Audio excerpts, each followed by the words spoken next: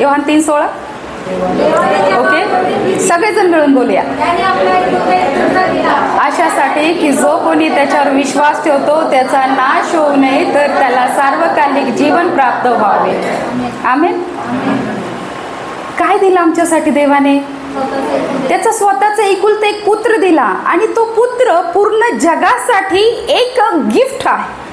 Hallelujah. येशू ख्रिस्त पूर्ण जगासाठी काय आहे? गिफ्ट आहे. गिफ्ट. पवित्र आत्मा मात्र गिफ्ट पूर्ण जगासाठी नाही आहे. लक्षात घ्या, फरक जाणून घ्या. येशू ख्रिस्त जगासाठी गिफ्ट आहे, पण पवित्र आत्मा हा जगासाठी गिफ्ट नाहीये. तर पवित्र आत्मा कोणासाठी गिफ्ट म्हणून आला? ज्या लोकांचा ख्रिस्तामध्ये उद्धार झालेला आहे त्यांच्यासाठी पवित्र आत्मा काम करतो.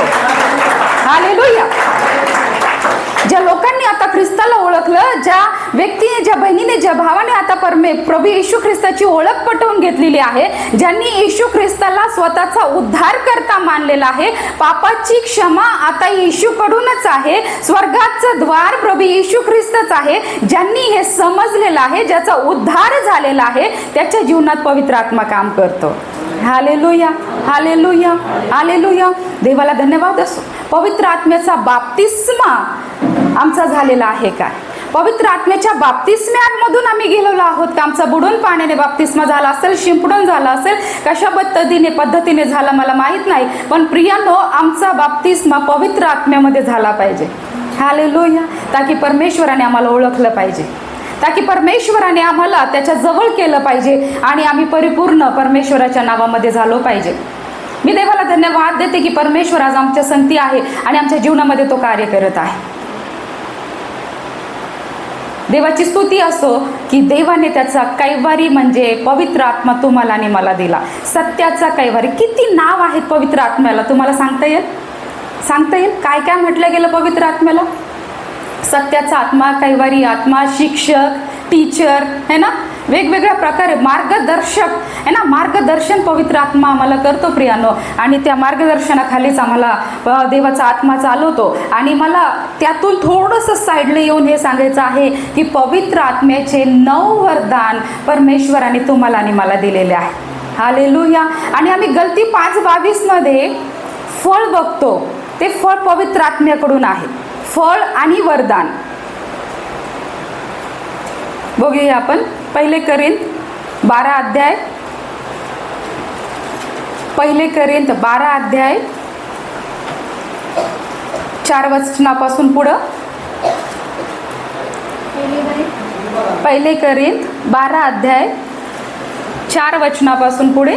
कृपादानाचे निरनिराळे प्रकार आहेत. कृपादानाचे निरनिराळे प्रकार आहेत. तरी आत्मा एकच आहे. तरी आत्मा एकच आहे. सेवा करण्याचे निरनिराळे प्रकार आहेत. सेवा करण्याचे निरनिराळे प्रकार आहेत. तरी प्रभू एकच आहे. तरी प्रभू एकच आहे. लक्षात घ्या.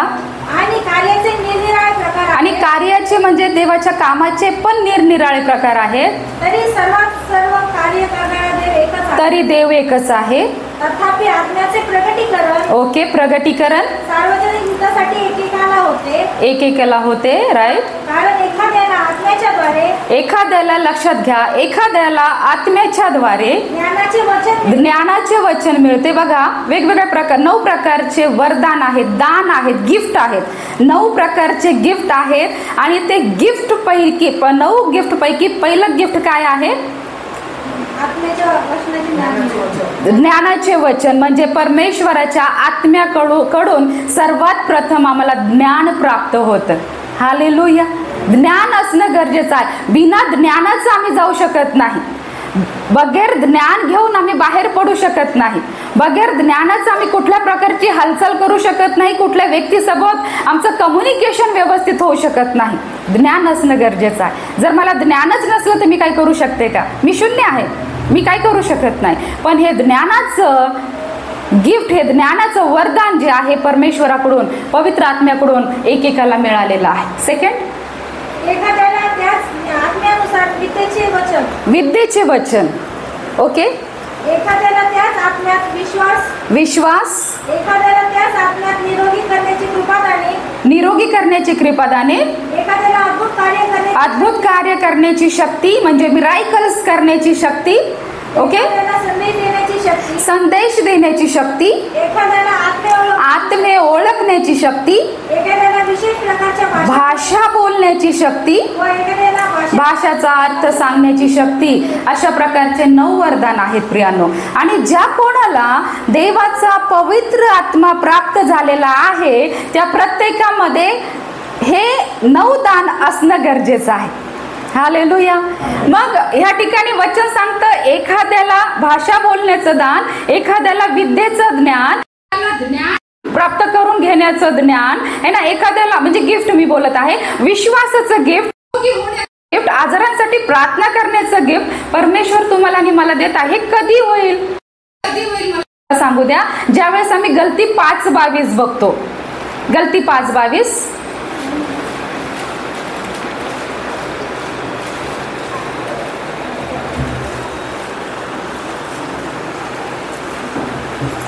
हे पण पाठ असलं पाहिजे. आत्म्याच्या द्वारे निष्पन्न होणारे फळ. ओके, आत्म्याच्या द्वारे निष्पन्न होणारे फळ लक्षात घ्या प्रियांनो. प्रीती, आनंद, शांती, सहनशीलता, ममता, चांगुलपणा, विश्वासूपणा, सौम्यता, इंद्रियदमन हे आहेत. हालेलुया. किती फळ आहेत ते? फळ किती आहेत सिस्टर? काउंट केले कोणी? 9 फळ आहेत. आणि वरदान किती आहेत? वरदान किती आहेत? 9. फळ पण 9 आहेत. पण जो कोणी ख्रिस्ताचा अनुयायी आहे, स्वतःला मसीही म्हणून घेतो आणि स्वतःला ख्रिस्ती म्हणून घेतो, त्याच्यामध्ये पवित्र आत्म्याच्या अगोदर, त्याचं वरदान मिळण्याच्या अगोदर हे फळ मसीहीच्या जीवनात असणं गरजेचं आहे. जोपर्यंत हे फळ आमच्या जीवनात नाही तोपर्यंत आमच्या जीवनात हे 9 वरदान येऊ शकत नाही. या वरदानापैकी एक पण वरदान आमच्या जीवनामध्ये, आमच्या आत्म्यामध्ये कार्य करू शकत नाही. प्रथम आमच्या जीवनात फळ असणं गरजेचं आहे. हे फळ कोणाला फॉलो करतं? हे फळ कोणामधून आमच्यामध्ये आले? प्रीती कोणामध्ये होती? ख्रिस्तामध्ये होती. आनंद कोणाकडे आहे? येशूच्या नावात आनंद आहे. विश्वास, सौम्यता, इंद्रियदमन, सहनशीलता, हे सगळ्या गोष्टी आमच्या ख्रिस्तामध्ये आहे. मग जर मी खरी ख्रिस्ती आहे, मी खरी विश्वासी आहे, तर माझ्यामध्ये प्रीती, आनंद, शांती, सहनशीलता, सौम्यता प्रथम माझ्यामध्ये असलं पाहिजे. हालेलुया. हे माझ्यामध्ये आहे तर मी इतरावर प्रीती करू शकते. मी सहन करण्याची माझ्यामध्ये एक क्षमता असते. काही कुठली घटना घडत आहे आणि त्या ठिकाणी एक असा प्रकार घडत आहे की कदाचित मला त्या ठिकाणी सहन करावं लागेल. येशू ख्रिस्ताने पण काय केलं? वधस्तंभावर काय केलं? सहन केलं. तो काय म्हटला? हे बाप्पा यांना काय कर? क्षमा कर. तो हे नाही म्हटलं हे बाप्पा यांना शिक्षा कर. तो काय म्हटला? हे बाप्पा यांना काय कर? क्षमा कर. तो सहन करत गेला. ते सहन करण्याचं बघा आमच्यामध्ये पण, आमच्या बहिणीमध्ये पण हा प्रकार आहे, तो भावांमध्ये पण होतं. ह्या घटना घडतात. आम्हाला सहनशक्ती, आमच्या म्हणजे सहनशक्तीवर कंट्रोल नसतो. आम्ही सहन करू शकत नाही. थोडस जर घरामध्ये वाद झाला, पती जर काहीतरी पत्नीला काहीतरी वाद घालून बोललेले आहेत, किंवा सासू बोललेली आहे, किंवा मग नणंद बोललेली आहे, किंवा मग घरातली कुठली एखादी व्यक्ती बोललेली आहे, त्यांचं बोलणं आम्हाला सहन होत नाही, आम्ही लगेच आरेला कार्य करतो. बहिणींचा स्वभाव असतो.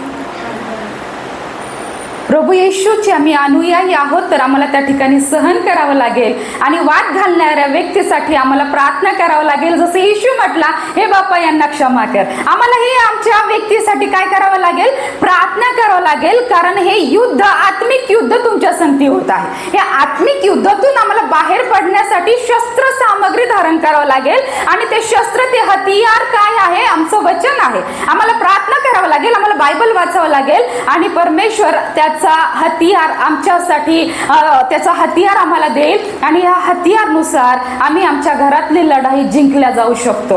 हालेलुया. आमच्या कुटुंबाची लढाई आम्ही लढतो त्यावेळेस परमेश्वर आम्हाला मदत करतो. त्याचा पवित्र आत्मा आम्हाला मदत करतो. प्रियांनो, हालेलुया.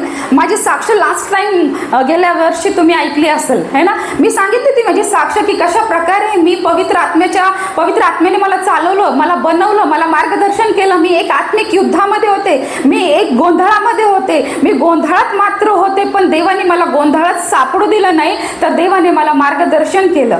देवाने मला रस्ता दाखवला, मी काय केलं पाहिजे देवाने मला सुचवलं. आणि देवाने मला एकच गोष्ट सुचवली की तू तुझ्या कुटुंबासाठी फक्त प्रार्थनाच कर, तू कुटुंबासाठी फक्त प्रार्थना कर. आणि मी फक्त प्रियांनो, मी लास्ट टाइम पण सांगितलं की मी फक्त माझ्या फॅमिलीसाठी उपवासाने प्रार्थना केली, फक्त प्रार्थना केलं. आणि त्या प्रार्थनेच्या द्वारे सामर्थ्य आहे, तुमच्या प्रार्थनेमध्ये सामर्थ्य आहे. जर अशी सिच्युएशन तुमच्या समोर येत आहे, विषय माझ्या पतीचा होता पण तुमच्या घरात विषय कदाचित दुसरा असेल, पण त्या विषयावर जर गंभीर आहे आणि त्या गोंधळात तुम्ही पडलेले आहात, तर प्रियांनो विश्वास ठेवा, पवित्र आत्मा तुमची मदत करेल. केवळ तुम्ही प्रार्थना करा.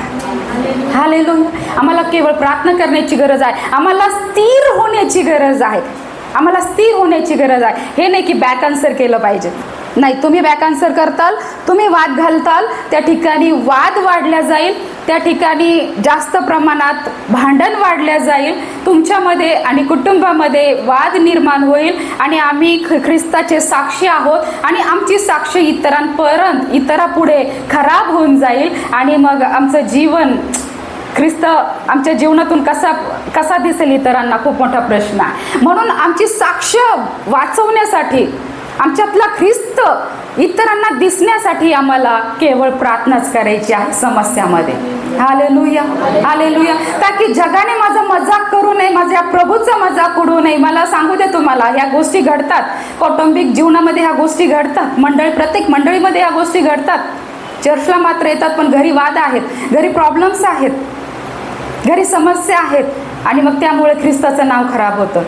आणि मग म्हटलं जातं की तुला पास्टरांचं पण नाव त्या ठिकाणी येतं, पाळकी नाईचं पण नाव त्या ठिकाणी येतं. काय तुम्हाला चर्चमध्ये हे शिकवलं जातं का? पण मला तुम्हाला सांगू द्या, चर्चमध्ये बहिणीला पण सांगू द्या, भावांना पण सांगू द्या, चर्चमध्ये तर देवाचं ज्ञानच शिकवलं जातं. देवाचा दास तर देवाचं वचनच तुमच्यापर्यंत घेऊन येत आहे. तो भांडण आणि वाद कसा करायचा यामध्ये तो तुम्हाला कधीच शिकवत नाही आणि कधीच तुमची यामध्ये मदत करत नाही. तर परमेश्वराने तुमच्या पास्टरला, तुमच्या पाळकी नाईला मध्यस्थी केलेला आहे की तुमचा वाद खतम करण्यासाठी, प्रभूमधून तुम्हाला समजून सांगण्यासाठी. हालेलुया. पण ही वेळ येऊ नये म्हणून आम्हाला सुरुवातीपासूनच काय करायचे आहे? प्रार्थनेमध्ये तत्पर असायचं आहे. आज आम्ही महिला आहोत, महिला दिवस आम्ही सेलिब्रेट करत आहोत, जागतिक महिला दिवस आम्ही सेलिब्रेट करत आहोत. आणि आम्ही आता पाळकी नाईने आमचं स्वागत केलं, खूप खूप धन्यवाद पाळकी नाई सिस्टर.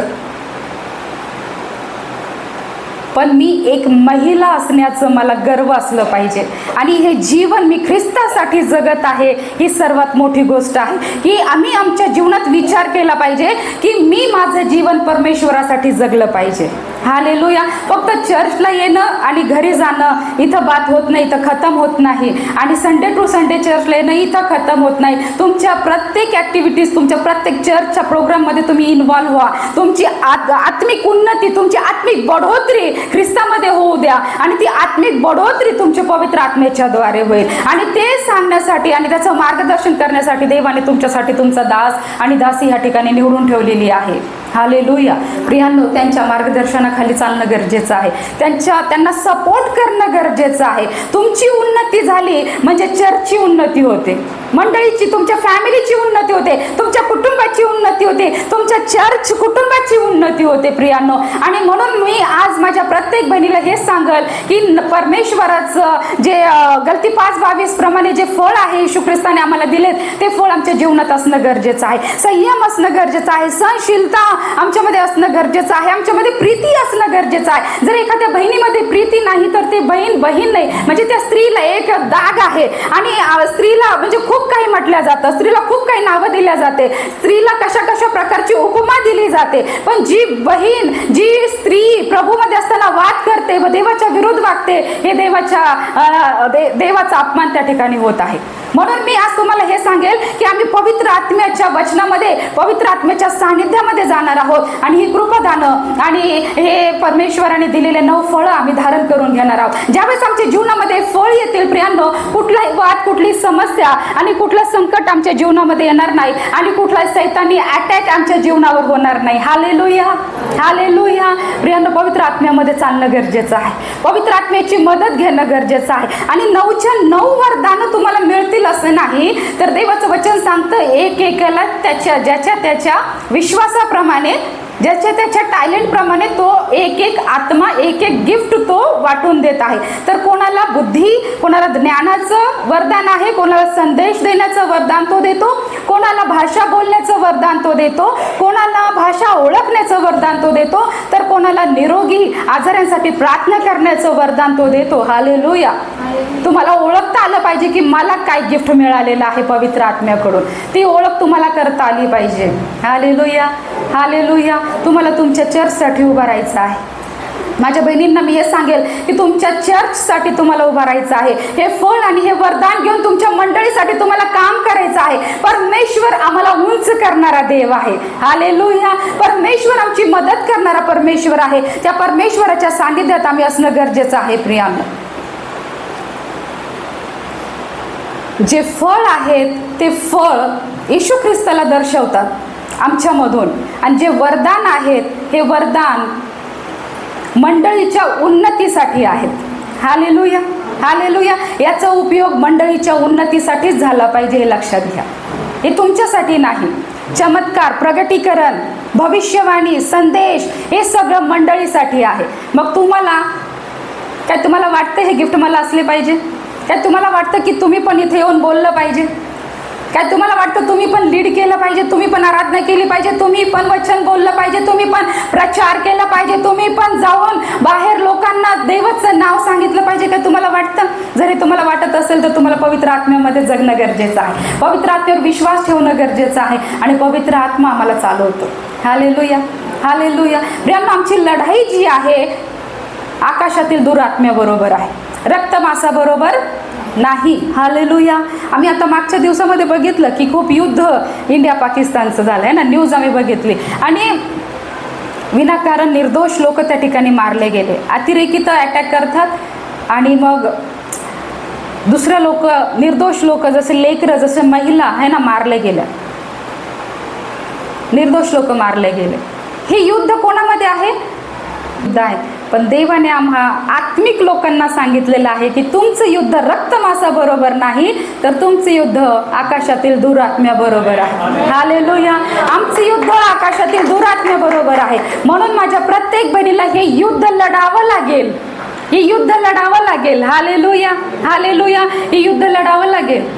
सैतान ज्यावेळेस छळतो, त्रास देतो, त्यावेळेस आम्हाला प्रार्थना करावी लागेल. त्याच्या संगती बघा, जर तुम्हाला प्रार्थना करू वाटत नाही, तुम्ही खूप दिवसाचे विश्वासी आहात, तुम्ही खूप दिवसापासून चर्चला येतात आणि तुमच्याद्वारे परमेश्वर खूप चांगल्यारीत्या तुम्हाला टॅलेंट दिलेलं आहे, तुमच्याकडून परमेश्वर काम करून घेत आहे, आणि अचानक असा एक समय येतो की सैतान आमच्या बुद्धीचा ताबा घेतो, आणि मग तो आम्हाला प्रार्थना करण्यासाठी मना करतो. मग आम्ही जो वेळ प्रार्थनेला देत होतो, मग आम्ही प्रार्थनेला वेळ देत नाही. मग आम्ही जे काही वचन वाचत होतो, आम्ही वचन वाचत नाही. आम्हाला जिवार येतं, आम्हाला कंटाळा येतो, आम्ही झोपी जातो, आम्हाला झोप येते. आम्ही मग आमच्या जॉबकडे लक्ष देतो, मग आम्ही आमच्या कामाकडे लक्ष देतो, आमच्या कुटुंबाकडे लक्ष देतो, आणि मग वचन आणि प्रार्थना आणि चर्च सगळ्या गोष्टींना आम्ही विसर पाडत जातो. आणि मग कसं तरी पास्टर बोलतील किंवा मग आम्हाला रागवतील म्हणून संडेला आम्ही कसं तरी चर्चला येऊन मागं बसतो, आणि पास्टरने आम्हाला बघावं, आम्हाला रागवू नये म्हणून. पण आमची आत्मिक उन्नती जी आहे, आमचा आत्मा जो आहे तो थंडा होत जातो. त्यावेळेस तुम्ही समजून घ्या की तुम्ही एक आत्मिक युद्धामध्ये आहात, तुमच्यावर अटॅक झालेला आहे. त्यावेळेस तुम्ही समजून घ्या. Hallelujah, hallelujah. प्रियांनो, ह्या अटॅक मधून बाहेर येण्यासाठी जर इफिस 6वा अध्याय पूर्ण जर वाचला, इफिस 6वा अध्याय जर तुम्ही पूर्ण वाचला, तर त्या ठिकाणी तुम्हाला हतियार दिलेले आहेत की कशा प्रकारे हतियारचा आम्हाला उपयोग करायचा आहे. पुरुष लोक ह्या ठिकाणी आहेत, भाऊ लोक या ठिकाणी आहेत, महिला पण गाड्या चालवतात, पुरुष पण गाड्या चालवतात, आणि आपल्या सुरक्षेसाठी हेल्मेट वापरतात. बरोबर? का बरं वापरतात हेल्मेट? पडलं तर डोक्याला लागू नये, इंजुरी होऊ नये, ब्रेनला मार लागू नये, है ना, म्हणून आम्ही हेल्मेट यूज करतो. प्रियांनो, सुरक्षेसाठी. पण आमच्या आत्मिक युद्धामध्ये आम्हाला सुरक्षाचं हतियार आमचं वचन आहे, आमचा पवित्र आत्मा आहे. हालेलुया. हे हतियार आमच्या जवळ, आमच्या घरात असणं गरजेचं आहे. खूप ठिकाणी मी प्रार्थनेला जाते आणि कधी कधी मला वाईट वाटतं की विश्वासणारे, प्रभूमध्ये सगळ्या गोष्टीत पुढं असणारे लोक, जे ॲक्टिंग, ती एक प्रकारची ॲक्टिंगच आहे. आणि ज्यावेळेस घरी जातो ना त्यावेळेस त्यांचं बायबल कुठं असतं, कुठंतरी कपाटावर, कुठंतरी पलंगाच्या खाली, गादीच्या खाली, कुठंतरी खिडकीत, आणि 1 किलो धूळ त्याच्यावर बसलेली असते. हे हत्याराचा असा उपयोग त्या ठिकाणी हत्यार ठेवून दिलेला आहे. जर तुम्ही आत्मिक युद्धामध्ये आहात तर युद्ध लढण्यासाठी जर शस्त्रच हातामध्ये नाही तर तुम्ही हरणार, नक्की हरणार. समोरचा व्यक्ती तुमच्यावर हल्ला करणार, त्याच्याजवळ काय काय शस्त्र आहेत तो नक्की हल्ला करणार. पण जर मला लढायचं आहे, मी एक खरी विश्वासी आहे आणि मला जर युद्ध लढायचं आहे तर माझ्याजवळ माझं हत्यार माझ्या जवळच असलं पाहिजे. त्याला मी वाचलं पाहिजे, त्याला परमेश्वर काय बोलत आहे ते मला समजून घेणं गरजेचं आहे. ज्यावेळेस आम्ही प्रार्थना करतो ना प्रियांनो, ज्यावेळेस आम्ही प्रार्थनेमध्ये असतो त्यावेळेस आम्ही देवासंगती बोलतो, आणि ज्यावेळेस आम्ही वचन वाचतो तेव्हा देव आमच्या संगती बोलतो. हालेलुया. जर देव माझ्या संगती बोललाच नाही, पालखी आई सिस्टर, जर काय नाव बाळा तुझं, उत्कर्ष जर 2 दिवस तुमच्या संगती बोलला नाही, कसं वाटेल तुम्हाला? चांगलं नाही वाटणार. तो बोललाच नाही, आलाच नाही जवळ, तुम्हाला कसं वाटेल? तुमचे लेकरू 2 दिवस तुमच्या संगती बोलले नाही तर मला पण वाईट वाटेल. माझं लेकरू माझ्या संगती बोलत नाहीये, वाईट वाटेल. प्रियांनो, आम्ही जर प्रार्थना करत नाहीये, देवासंगती बोलत नाही तर देवालाही वाईट वाटतं. लक्षात घ्या ही गोष्ट. आम्ही जर प्रार्थना करत नाही, प्रार्थना करणं म्हणजे देवासंगती बोलणं. जर आम्ही देवासंगती बोलत नाही तर आमच्या पित्यालाही वाईट वाटतं.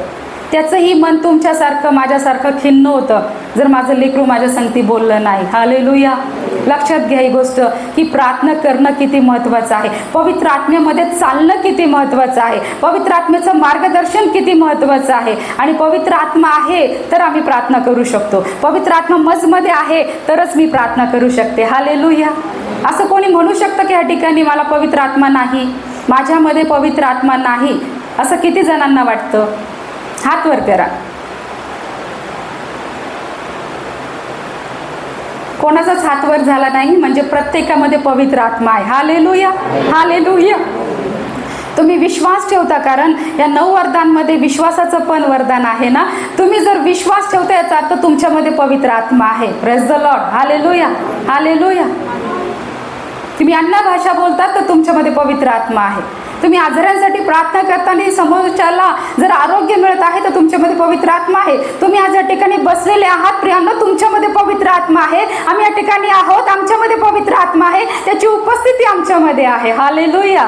हालेलुया. त्या देवाच्या नावाला मी धन्यवाद देऊया की आम्ही परमेश्वरासाठी टाळ्या वाजूया एक वेळेस, त्याच्या आत्म्यासाठी, त्याच्या उपस्थितीसाठी, देवाच्या पवित्र आत्म्यासाठी.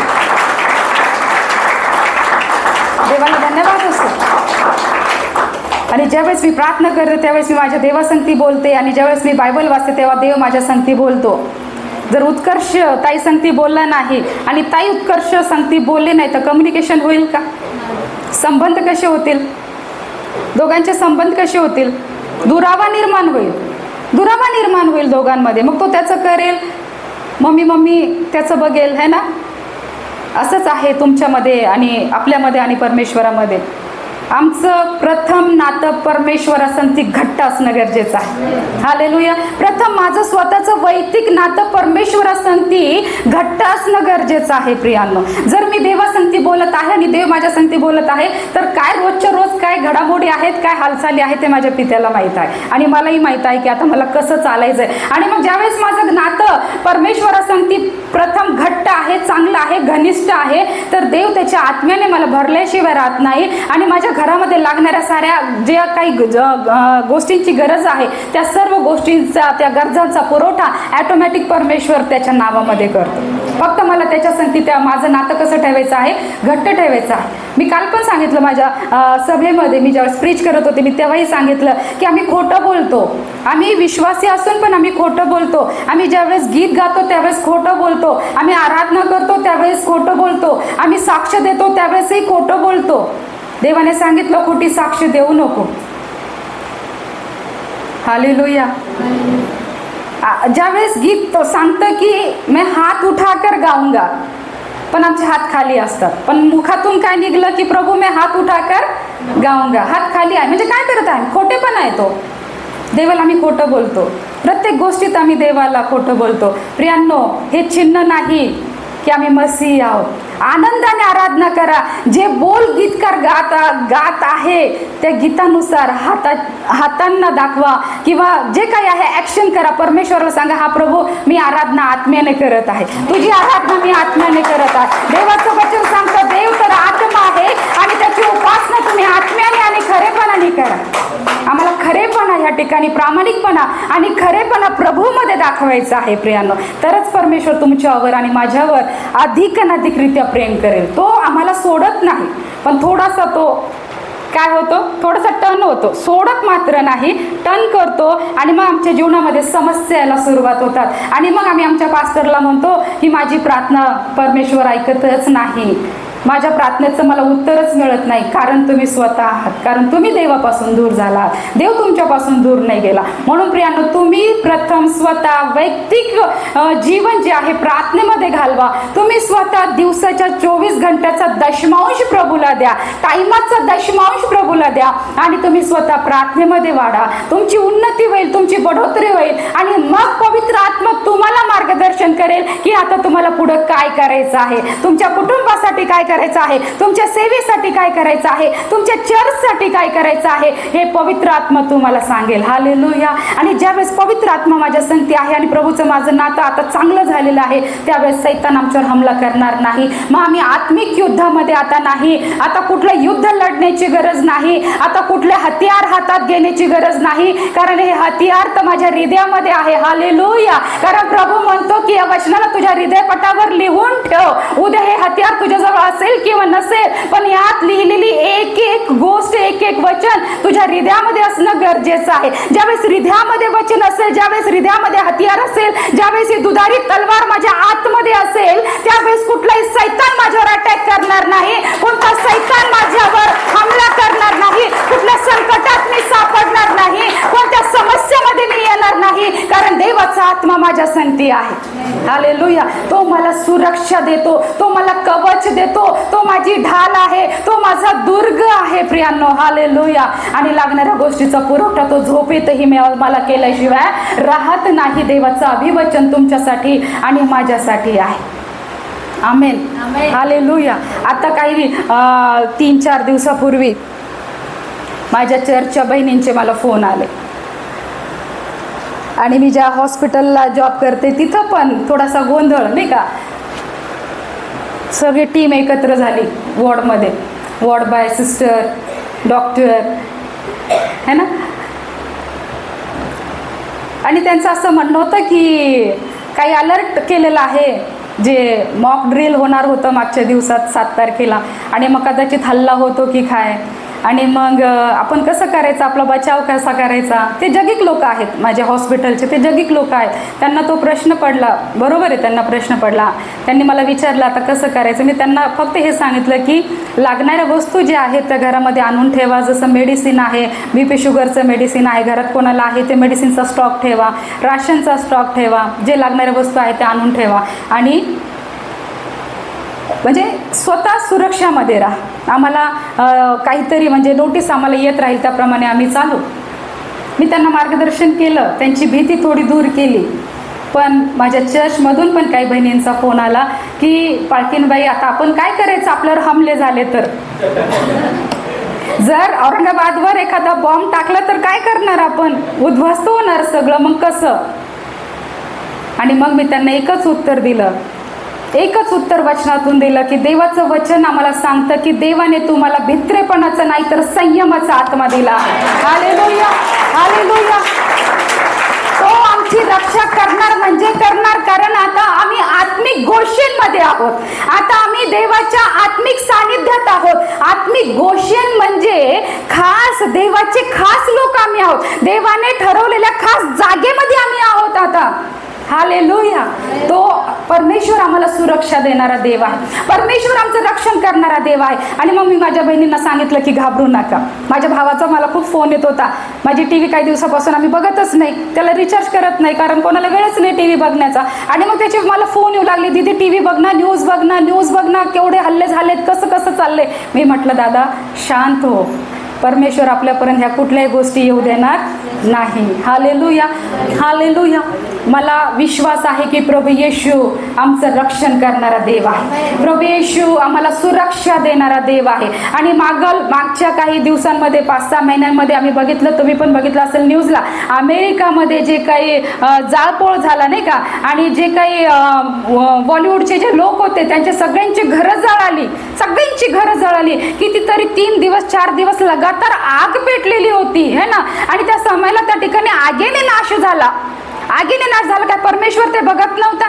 परमेश्वर बघत होता. पण आम्ही त्या मुलाखतमध्ये बघितलं, एका इंटरव्ह्यू मध्ये बघितलं की एक विश्वासणाऱ्याचं घर त्या आगीमध्ये पण सुरक्षित राहिलं. हालेलुया. आगीमध्ये पण सुरक्षित राहिलं. का? कारण त्याचा विश्वास आमच्या प्रभू येशूवर होता. आणि तोच प्रभू येशू अमेरिकामध्ये नाही, तोच प्रभू येशू ख्रिस्त तुमच्यामध्ये आहे, माझ्यामध्ये आहे, औरंगाबादमध्ये आहे, जगामध्ये आहे. पूर्ण ठिकाणी परमेश्वराचा आत्मा आहे प्रियानो. आणि तो त्याच्या विश्वासणाऱ्याला कधीच टाकणार नाही. आणि तो त्याच्या विश्वासणाऱ्याला या संकटामध्ये, आगीच्या आणि पाण्याच्या संकटामध्ये तो कधीच आमचा नाश होऊ देणार नाही. मात्र आम्हाला प्रार्थना करण्याची गरज आहे. हालेलुया. आमचं जीवन आम्हाला प्रार्थनेमध्ये बितवणं गरजेचं आहे. आमचं जीवन आम्हाला वचनामध्ये बितवणं गरजेचं आहे. वेळ हा कठीण आहे.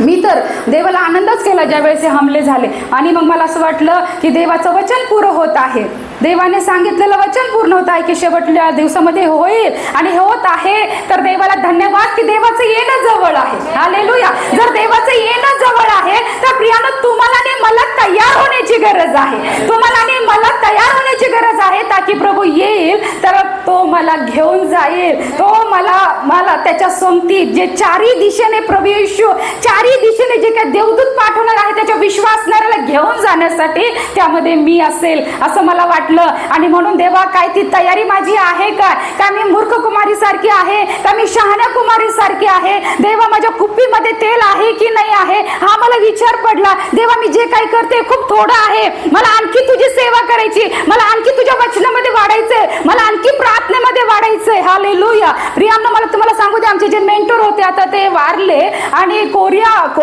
कोरियामध्ये ते असायचे. आणि आमचे ते पास्टर होते आणि त्यांचं वय 70 वर्ष त्यांचं होतं. आणि वयाच्या 70व्या वर्षी 70 वय असताना 8 घंटे ते गुडघ्यावर येऊन काय करायचे? प्रार्थना करायचे. डेली नीती नियम त्यांचा होता की 8 घंटे गुडघ्यावर येऊन त्यांनी परमेश्वरासंगती समय बितवायचा आणि स्वतः वैयक्तिक प्रार्थना करायची. त्यांच्या गुडघे जे आहेत ते असे क्रॅक झालेले होते आणि ते गुडघे देखील आम्ही बघितले होते की गुडघ्यावर येऊन ते गुडघे क्रॅक झालेले आहेत. आणि मग एवढं करूनही मग त्या समयाला मी प्रभूमध्ये छोटी होते. आणि मग मी त्यांना प्रश्न टाकला की पास्टर, नक्की तुम्ही स्वर्गामध्ये जाणार? प्रभू तुम्हाला नक्की स्वर्गामध्ये घेऊन जाणार, कारण 8 घंटे तुम्ही गुडघ्यावर येतात. आम्ही तर तेवढी प्रार्थना नाही करत 8 घंटे. आणि मग त्या देवाच्या दासांनी मला सांगितलं की मी 8 घंटे गुडघ्यावर येऊनही मला अजून खात्री नाहीये की मी स्वर्गात जाऊ शकतो, म्हणून मला आणखी आज भरपूर काही करायचं आहे. हालेलुया. प्रियांनो, मग मला कळालं की मग मी तर काहीच नाहीये. जर देवाचा दास असं म्हणू शकतो तर आम्ही तर काहीच नाही. प्रियांनो, तुमच्या पुढे आणि माझ्या पुढे प्रश्न आहे. मग आम्हाला किती तयारीची गरज आहे? खूप तयारीची गरज आहे. ही तयारी तुमची आणि माझी कोण करून देईल? तो फक्त पवित्र आत्मा करून देईल.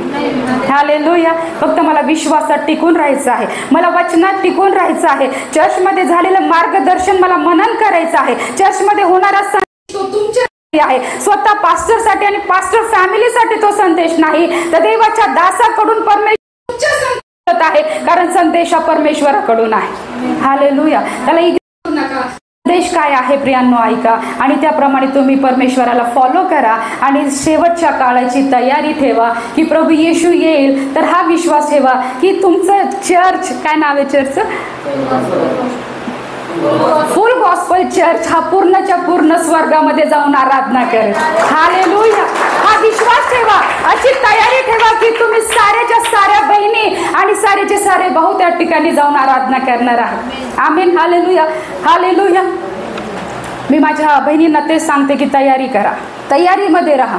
संकट, समस्या, प्रॉब्लेम्स येत राहतील, सैतान अटॅक करत राहील, कारण तो दुष्ट आहे. वचन सांगतं की तो आमच्या दाराशी उभा आहे.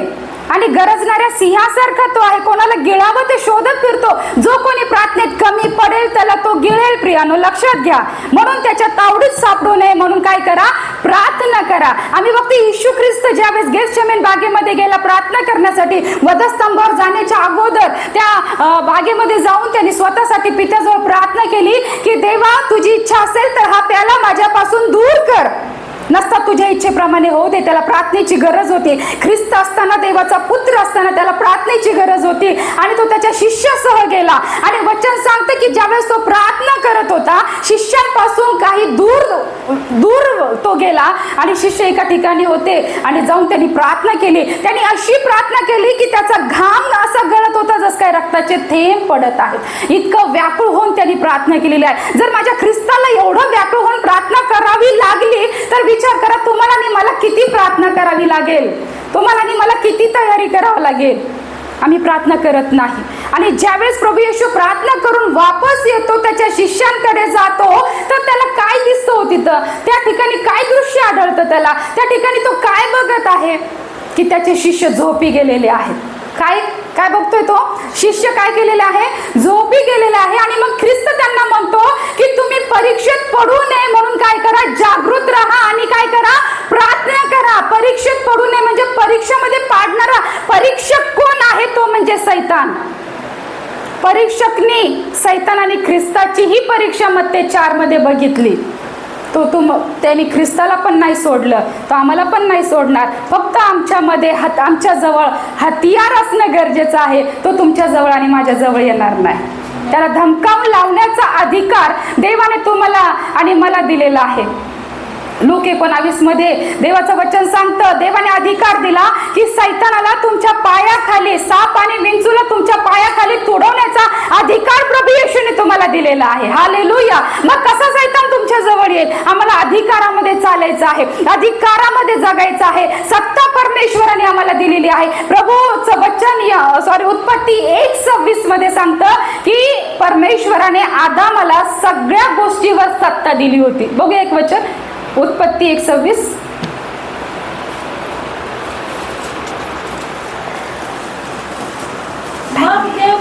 मग देव बोलला आपल्या प्रतिरूपाचा आपल्याशी सदृश्य असा म्हणजे आपल्या प्रतिरूपेचा प्रतिमाचा एक पुरुष आपण बनवू. समुद्रातील मासे, आकाशातील पक्षी, ग्राम पशु, अवघी पृथ्वी, पृथ्वीवर रांगणारे सर्व प्राणी यावर ते सत्ता चालवतील. ते म्हणजे कोण? ज्या पुरुषाला देवाने त्याच्या प्रतिरूपाचं बनवलं म्हणजे तुम्हाला आणि मला. Hallelujah, hallelujah. देवाने सत्ता चालवण्यासाठी सांगितलं आहे, देवाने अधिकारामध्ये चालण्यासाठी सांगितलं आहे. त्याच्या प्रतिरूपेचं देवाने आम्हाला बनवलेलं आहे म्हणजे त्याच्या सारखं देवाने तुम्हाला आणि मला बनवलेलं आहे. मग जे कार्य प्रभू येशू करतो, येशूने सांगितलं की माझ्यापेक्षा जास्त चमत्कार आणि कार्य तुम्ही माझ्या नावात करताल. देवाने तो अधिकार तुम्हाला आणि मला दिलेला आहे. मग आम्ही तो अधिकार का घेत नाही? मग आम्ही का गप्प आहोत? मग का आम्ही सेवेमध्ये पुढे येत नाही? मग का बहीण मागे आहे आज? का बहिणी मागे आहेत आज? का सर्व स्त्रिया मागे आहेत आज? का प्रभू मध्ये ते पुढे येत नाही? का ते प्रचार करत नाहीत? का क्लेश मध्ये आहेत? का आजारामध्ये आहेत? का समस्यामध्ये आहेत? का संकटामध्ये आहेत? का त्यांच्या जीवनात प्रॉब्लेम्स आहेत? प्रभूने तुम्हाला अधिकार दिलेला आहे. साप आणि विंचूला तोडण्याचा, रोलण्याचा अधिकार प्रभूने तुम्हाला आणि मला दिलेला आहे. आम्हा बहिणींना तो अधिकार प्रभू येशूने दिलेला आहे. तर आम्हाला विजयी जीवन जगायचं आहे, बलवंत होत जायचं आहे. प्रभू म्हणतो मी तुम्हाला बलवंत करत जाईल म्हणजे विजयी जीवन देईल. बलवंत म्हणजे ताकद परमेश्वर तुम्हाला देईल. आज तुमच्या घोट्यामध्ये जर बळ नाही, त्या घोट्यांना बळ देणारा प्रभू येशू आहे. तुम्हाला उभा करणारा प्रभू येशू आहे. तुमच्या आत्मिक जीवनाची उन्नती करणारा प्रभू येशू आहे. तुमच्या आत्मिक जीवनाची बढोतरी करणारा प्रभू येशू आहे. हालेलुया. त्याच्याकडून आमच्यासाठी सगळं काही देण्यासाठी तो तयार आहे. फक्त आम्हाला घ्यायचं आहे आणि त्याच्या वचनामध्ये चालायचं आहे. Praise the Lord. त्या गोष्टींमध्ये आम्हाला जगायचं आहे. त्या सानिध्यामध्ये, देवाच्या सानिध्यामध्ये आम्हाला चालायचं आहे. आम्ही बघतो की ज्यावेळेस पूर्ण जगभरामध्ये मृत्यू पसरलेला होता, अंधकार पसरलेला होता, पण देवाचं वचन सांगतं की त्या समयाला देवाच्या लोकांमध्ये जीवन होतं आणि देवाच्या लोकांमध्ये प्रकाश म्हणजे ज्योती होती. हालेलुया. ती ज्योती, तो प्रकाश. देव सांगतो जगाचा प्रकाश तुम्ही आहात. आणि एका ठिकाणी प्रभू म्हणतो की जगाचा प्रकाश मी आहे. नंतर म्हणतो जगाचा प्रकाश तुम्ही आहात. प्रियानो, तुम्ही जगाचा प्रकाश आहात आणि तो प्रकाश तुम्हाला प्रकाशित करत आहे. मग प्रकाश कुठं ठेवला जातो? प्रकाशाला कुठं ठेवलं जातं? कुठं? उंच स्थळी. का बरं? ताकी त्याचा प्रकाश सगळ्यांना भेटावं, का अंधकार मिळावं. जर तुम्ही प्रकाशाचे पुत्र आहात तर लपून राहू नका, लपून राहू नका. सामोरे या आणि सामोरे येऊन इतरांना प्रकाशित करा. इतरांना देवाचं वचन सांगा. इतरांसाठी प्रार्थना करा. इतरांसाठी वचन सांगा. इतरांसाठी सुवार्ताचा प्रसार करा. प्रियांनो, देव तुमच्याकडून काम करण्यासाठी तयार आहे. कोणीही असं स्वतःला म्हणून घेऊ नये. माझ्या बहिणींना आज मी सांगेल, कोणीही असं म्हणून घेऊ नये की मी काही करू शकत नाही, मी गीत गाऊ शकत नाही, माझा आवाज चांगला नाही, मी स्तुती करू शकत नाही, मला करता येत नाही, मी प्रार्थना करू शकत नाही, मला बोलता येत नाही, असं म्हणू नका. प्रियांनो, तुम्ही करू शकता. तुम्ही करू शकता. हालेलुया. बायबलमधल्या काही बहिणींचा मी अभ्यास करते हमेशा. काही बहिणींचा मी अभ्यास करते. मी शॉर्टकटमध्ये काही बहिणींबद्दल तुम्हाला फक्त 5 ते 10 मिनिटामध्ये सांगून मी खतम करणार आहे. आणि मी साराचं जीवन बघते. सारांनी कधी प्रभू येशूवर विश्वास ठेवला नव्हता. अब्राहम मात्र विश्वासाचा पिता आहे. आणि मग त्यांना मूलबाळ काही नाही आणि वयाच्या 90व्या वर्षी तिचं स्त्रीत्व खतम झालेलं आहे आम्ही बघतो. आणि त्यांना संतान नाही. आणि अब्राहम तर देवाचा दास आहे, देवावर प्रेम करणारा व्यक्ती आहे, देवाच्या वचनाला फॉलो करणारा अब्राहम आहे. आणि त्या समयाला अब्राहम सांगती देव डायरेक्ट येऊन त्या दोघांशी बोलतो आणि साराला तो वचन देतो की येणाऱ्या पुढच्या वर्षामध्ये तुला पुत्र संतान होईल, तुला संतती होईल. देवाने तिला काय दिलं? त्या ठिकाणी वचन दिलं, वचन, अभिवचन दिलं. आणि ते वचन नेक्स्ट इयर मध्ये काय झालं? देवाने काय केलं? पूर्ण केलं. काय परमेश्वर तुमच्या जीवनात त्याचं वचन पूर्ण नाही करणार? काय देव तुमची कुस मोकळी नाही करणार? काय देव तुमचं आध्यात्मिक जीवनाला आशीर्वादित नाही करणार? आमचा आध्यात्मिक जीवनाची कुस बंद झालेली आहे. आम्ही आत्मिक आंधळे आहोत, आम्ही आत्मिक लंगडे आहोत, आम्ही आत्मिक, आमच्या जीवनामध्ये सगळ्या काही समस्या आहेत. पण या सगळ्या समस्या दूर करणारा परमेश्वर आहे. कारण देवाचं वचन तुमच्यासाठी आणि माझ्यासाठी हेच आहे की भिवू नको, घाबरू नको, जगाच्या शेवटापर्यंत मी तुझ्या बरोबर आहे.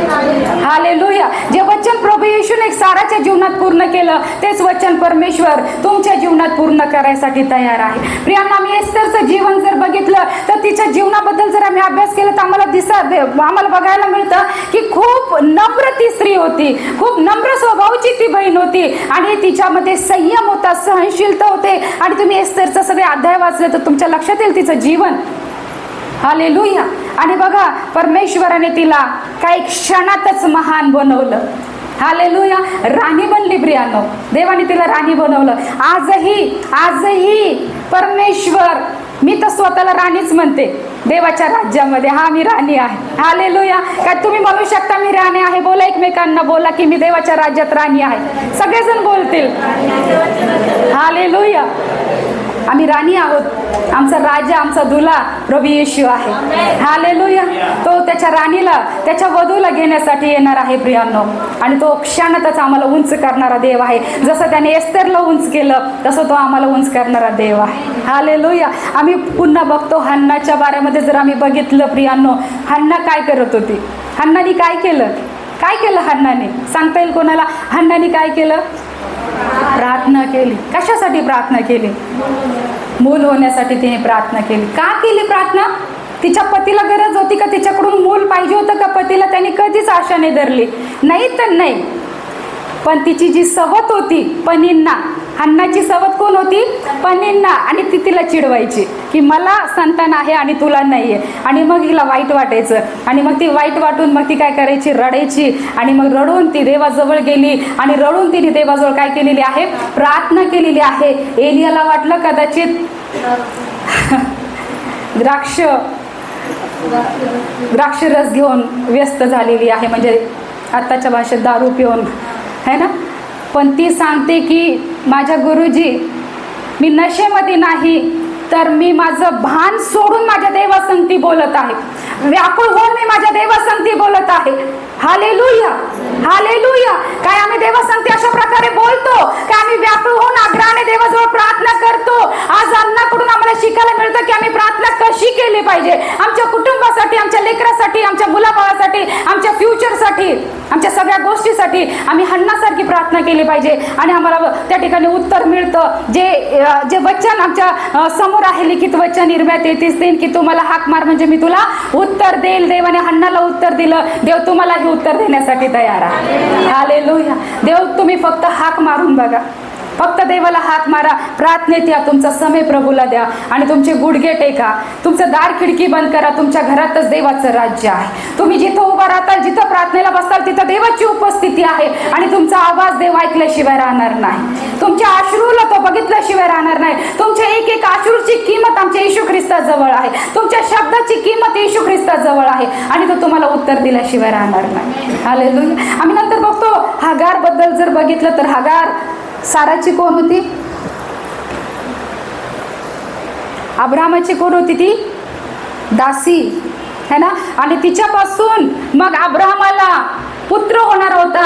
आणि मग जेव्हा सारा गरोदर झाली आणि मग साराच्या मनामध्ये मग कुठंतरी द्वेष आला की आता ही नको माझ्या जवळ है ना. आणि मग तिचा त्याग करण्यात आला, तिला त्या ठिकाणून काढून देण्यात आलं. आणि मग ती निघून गेल्याच्या नंतर ती त्यागल्या गेली. पण प्रियांनो, काय परमेश्वराने तिला सोडलं? अब्राहम आणि साराने तिला सोडलं, पण काय माझ्या देवाने तिला सोडलं? तिला देवाने सोडलं नाही. कदाचित तुमच्या घरातून तुमचा त्याग झाला असेल, कदाचित तुमच्या पतीने, तुमच्या भावाने, तुमच्या आई वडिलांने, सासू सासऱ्याने, लेकरांनी, मुलाबाळाने, नातेवाईकांनी तुमचा त्याग केला असेल, तुम्हाला सोडला असेल. पण मला तुम्हाला सांगू द्या, भावांना पण आणि बहिणींना पण, की देव तुमचा कधीच त्याग करणार नाही. तो कधीच तुम्हाला सोडणार नाही. तो आमच्यावर प्रेम करणारा देव आहे. हालेलुया. आम्ही रूथचं जीवन बघतो. रूथ बद्दल जर बघितलं तर सगळं काही खतम झालेलं आहे. तरुणपणातच विधवा झालेली आहे. सगळं काही संपलेलं असताना पण परमेश्वराने तिच्या जीवनामध्ये नवीन सुरुवात केलेली आहे. हालेलुया. ती सुरुवात प्रभू तुमच्यामध्ये करत आहे. तुमच्या जीवनामध्ये, तुमच्या कुटुंबात, भाऊ लोकांच्या कुटुंबात, भावाच्या जीवनात, बहिणीच्या जीवनात सुरुवात परमेश्वर नव्याने करत आहे. असं समजू नका की आता खतम झालं. बरेचसे लोक हा विचार करून, खतम झालं हा विचार करून आत्महत्याचा विचार करतात, मरणाकडे जाण्याचा विचार करतात, स्वतःला खतम करण्याचा विचार करतात. कर्जबाजारी आहोत, संकटात आहोत, काहीतरी समस्या आहे, संकट आहे, प्रॉब्लेम्स आहे, पण त्याचं अंत मरण नाही. मला तुम्हाला सांगू द्या, त्याचा अंत मरण नाही, तर केवळ प्रभू येशू आहे. तुमची सुरुवात नव्याने प्रभू येशू करणार आहे. हालेलुया. नव्याने प्रभू येशू तुम्हाला उभा करणार आहे. त्या कर्जातून परमेश्वर तुम्हाला बाहेर काढेल. त्या संकटातून प्रभू येशू तुम्हाला बाहेर काढेल. कुठला आजार तुम्हाला काही दिवसापासून ग्रासलेला आहे, त्या आजारातून प्रभू येशू तुम्हाला बाहेर काढेल. कितीतरी बहिणी, कितीतरी तरुण लोक आम्ही बघतो ड्रग्ज घेतात. कितीतरी बहिणींना जर एड्स आणि कॅन्सर सारखा आजार असला, ते किमोथेरपी घेऊन घेऊन थकलेले आहेत आणि मग त्यांना विचार येतो की मी माझं जीवन खतम केलं पाहिजे. पण प्रियांनो, कॅन्सर सारख्या आजाराला बरं करण्याचं सामर्थ्य माझ्या प्रभू येशू मध्ये आहे. म्हणून स्वतःला खतम करण्याचा विचार कधीच करू नका, तर नव्याने सुरुवात करा. प्रभू येशू तुम्हाला उभा करेल, प्रभू येशू तुम्हाला चांगली देईल, प्रभू येशू तुम्हाला आरोग्य देईल आणि प्रभू येशू तुम्हाला सहाय्य करेल आणि त्याच्या पवित्र आत्म्यामध्ये चालवेल. हालेलुया. प्रियांनो, आम्हाला ओळखायचं आहे त्याचं दान, त्याचे वरदान, पवित्र आत्मा समजून घ्यायचा आहे. ज्यावेळेस आम्ही पवित्र आत्म्याने भरले जाऊ, चमत्कार झाल्याशिवाय राहणार नाही, मंडळीमध्ये उन्नती झाल्याशिवाय राहणार नाही. हालेलुया. यावेळेस आम्ही उठून उभं राहूया.